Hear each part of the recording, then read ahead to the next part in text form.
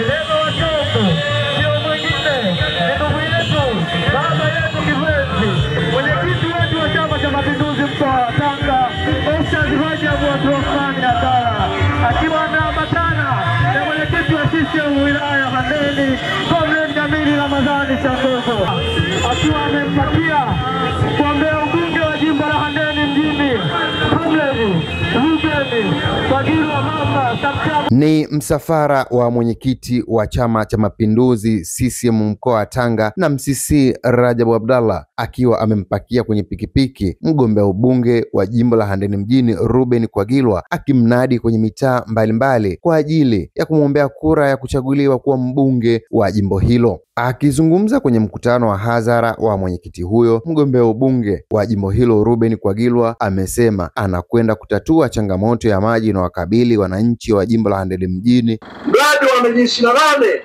mradi wa HTM, mradi wa kitaifa.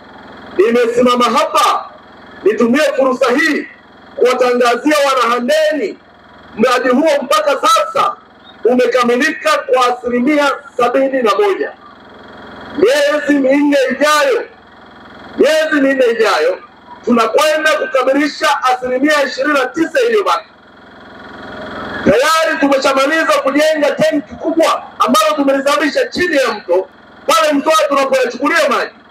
Tumeshalaza mabomba kutoka juu ya kilele cha mlima Handeni, mahala ambapo tumejenga tenki kubwa la ukombozi, tenki la lita milioni 2, limekamilika kwa 100%. Nimewaahidi wana Handeni siku hiyo, miezi minne ijayo, maji yakifika kwenye mitaa yenu, mimi Kwagilwa Ruben Samtagwa Mamba Raibwana Mionyesho nitaoga hadharani.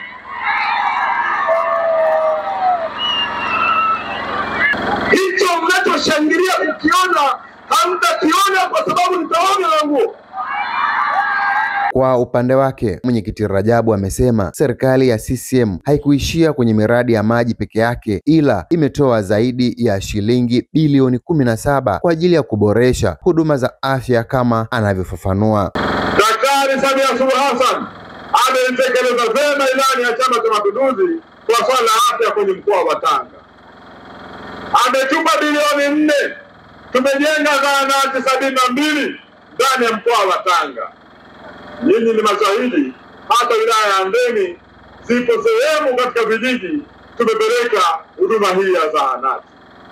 Lakini pia Mheshimiwa Rais na mgombea wetu wa Rais Dr. Samia ametupa bilioni 13, tumejenga vituo vya afya 23 ndani ya mkoa wa Tanga, ikiwemo kwenye wilaya hii ya Handeni tumejenga vituo vya afya. Naye mgombea udiwani wa kata ya Chanika Habibu Mbota maarufu kama moja kwa moja amewaahidi wananchi atakwenda kutatua changamoto zao endapo watamchagua. Kazi yetu sisi ni kwenda kuwa sauti ya wananchi. Mheshimiwa Rais amefanya kazi kubwa sana Dr. Samia Suluhu Hassan kuongeza thamani ya majengo katika maeneo yetu.